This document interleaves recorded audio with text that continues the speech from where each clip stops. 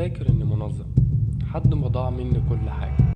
كنت تايه بين أهدافي وأحلامي وطموحاتي وواقعي. اللحظة دي حسيت إني مش بنظم حياتي، أنا عايش في فوضى ضخمة. ساعتها قررت أجرب نوشن. في البداية كان مجرد أداة تانية.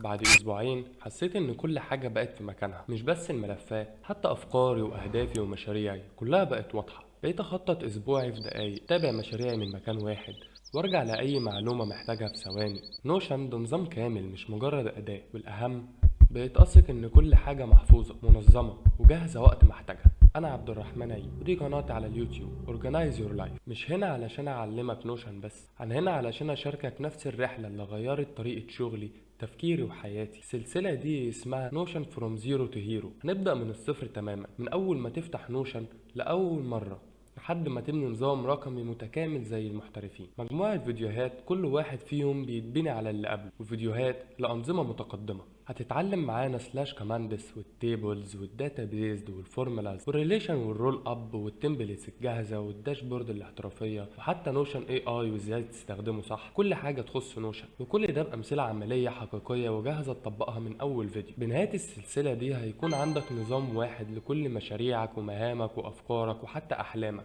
مش هتضيع وقت تدور على حاجة ومش هتحس إنك تايه. هتبقى واثق، منظم، تسيطر على كل حاجة في حياتك الرقمية والواقعية. رحلتك من الفوضى للنظام بتبدأ دلوقتي. اضغط على الفيديو الأول واتفرج على السلسلة بالترتيب، ما تسيبش حلقة، لأن كل فيديو بيتبني على اللي قبله. واشترك في القناة وفعل الجرس عشان ما تفوتكش أي حاجة. نشوفك في أول فيديو، ويلا بينا نبدأ.